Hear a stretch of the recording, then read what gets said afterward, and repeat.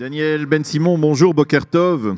Boker Tov, bonjour. Je rappelle à nos auditeurs que vous êtes un ancien député du Parti travailliste, que vous êtes journaliste et écrivain. Alors, vous êtes avec nous ce matin pour essayer de nous expliquer un peu les raisons de cette victoire, on va le dire plus ou moins inattendue, on va dire plutôt plus que moins, de David Gabaye à la présidence du Parti travailliste. Quelles sont les raisons qui peuvent expliquer donc ce succès d'un homme qui, il y a 6 mois à peine, était encore membre du parti Kulanou, il y a 1 an était membre du gouvernement de Binyamin Netanyahou et qui aujourd'hui se retrouve à la présidence du Parti travailliste?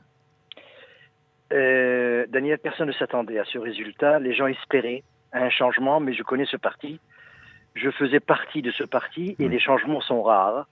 On préfère ce qui existe que quelque chose de nouveau. Et là arrive un monsieur qui est devenu membre du parti il y a 6 mois et on pensait qu'il voulait devenir député. Les gens disaient que c'est trop tôt pour devenir député au parti. Il faut passer 2-3 ans, 4 ans. Et puis à un certain moment, il a dit « Pourquoi député?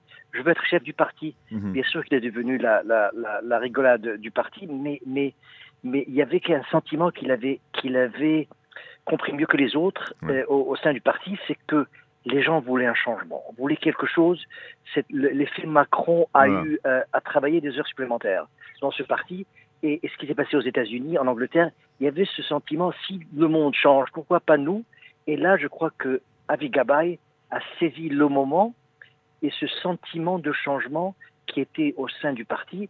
Et hier, c'était pas une victoire, c'était une révolution au sein du parti. Quelqu'un de nouveau qui devient le champion, le chef du parti. Daniel, c'est du jamais vu.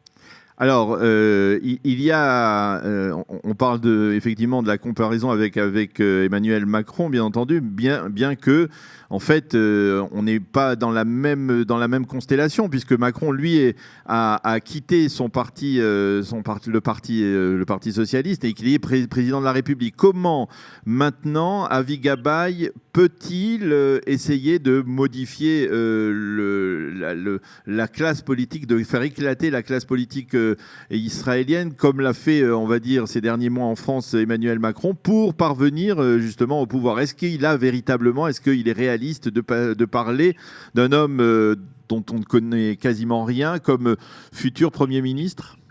Oui, absolument. Je tourne parmi les gens du Likoud aussi. J'entends la même chose. Ça fait 30 ans ou 40 ans qu'on a Netanyahou avec nous. Il est temps de changer. La question qui se pose chez les autres, chez les gens du Likoud et à la droite, qui va le remplacer? Il est irremplaçable. Netanyahou est devenu une institution, pas seulement Premier ministre, mais presque pour à vie. Et là, c'est un sentiment qui est partagé aussi au sein du Likoud. Ça veut dire, vous voulez dire qu'il y a des gens qui, au Likoud, c'est-à-dire cette victoire d'Avi Gabaye risque d'avoir un impact également sur le Likoud, sur l'électorat du Likoud, qui pourrait ébranler, on va dire, Binyamin Netanyahou s'il ne réagit pas, s'il ne se dote pas d'une sorte de dauphin bien plus jeune et attrayant? Exactement. C'est un effet qui se propage partout et contagieux.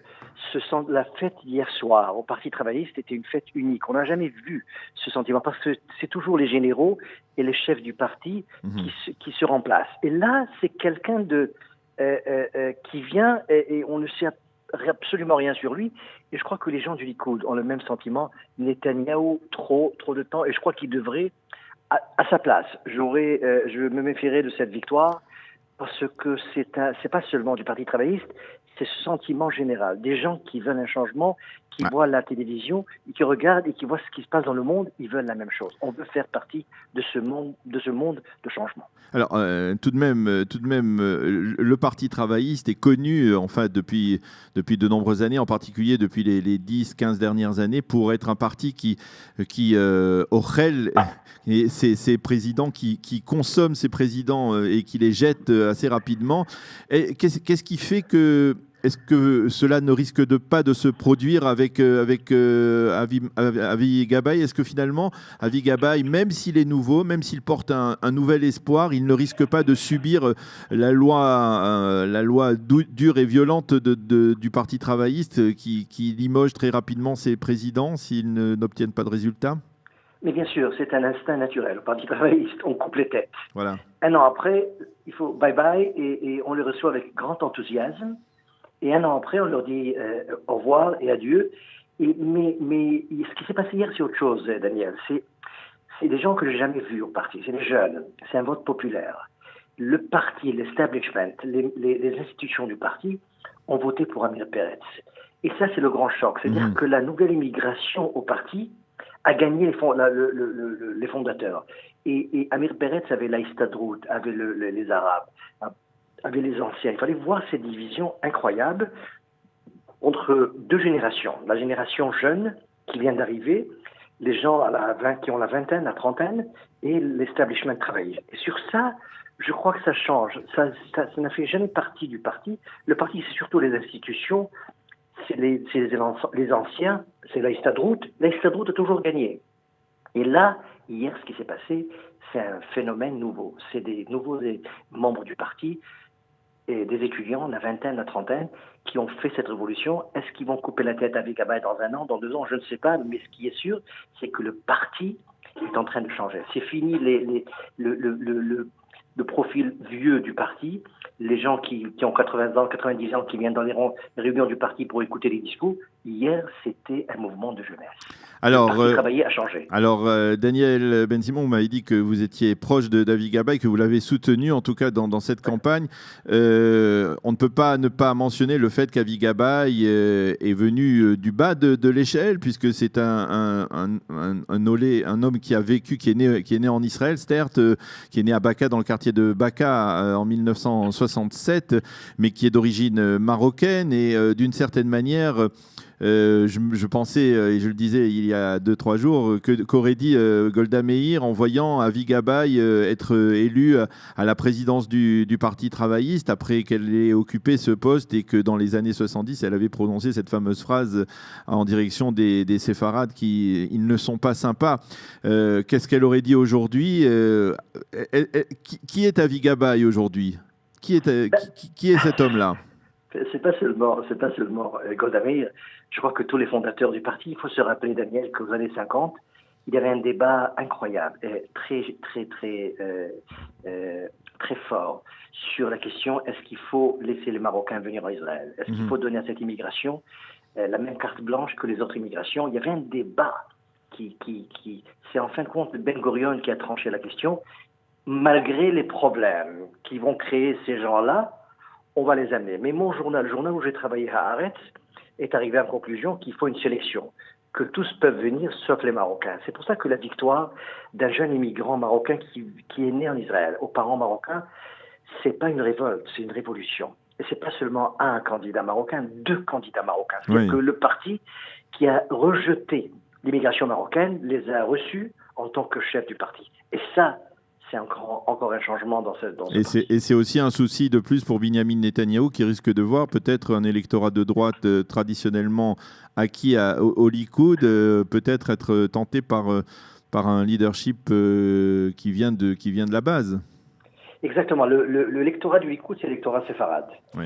Est-ce qu'il sera ébloui et attiré par ce phénomène de Marocains fiers de lui qui devient chef du Parti travailliste?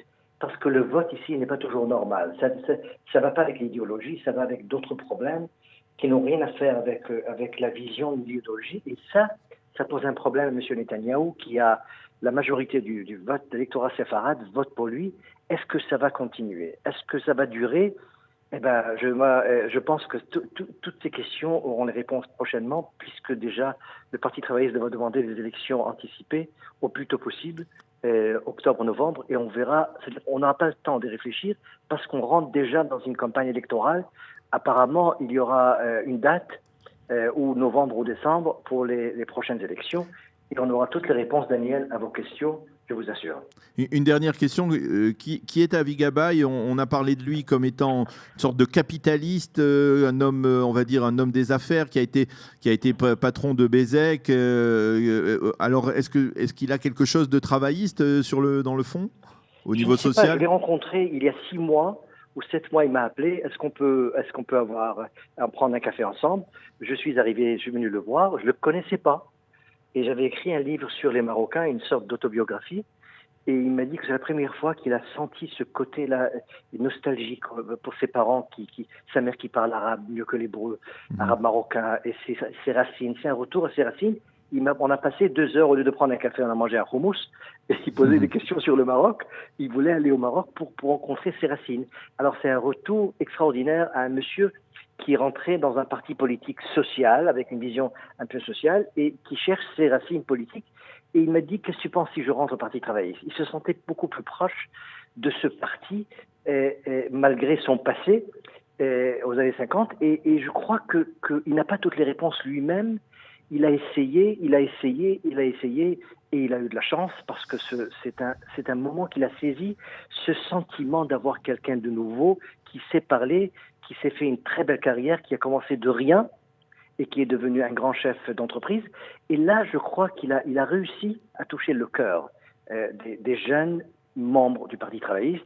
Et comme j'ai dit, Daniel, il a fait une révolution. On ne sait pas encore qui c'est ce monsieur, mais à fur et à mesure, on va le découvrir. Le temps, on va découvrir. Eh bien, Daniel Ben-Simon, merci d'avoir été avec nous ce matin pour essayer de décrypter un peu donc cette élection surprise d'Avi Gabay à la présidence du Parti travailliste. Nous aurons l'occasion d'en reparler au cours des prochains mois, de voir comment Avi Gabay s'impose dans la classe politique israélienne et à la tête de ce parti pas facile à gérer. Merci Daniel Ben-Simon d'avoir été avec nous. Je rappelle que vous êtes journaliste, écrivain et ancien député du Parti travailliste. Bonjour et Boker Tov. Merci beaucoup, au revoir.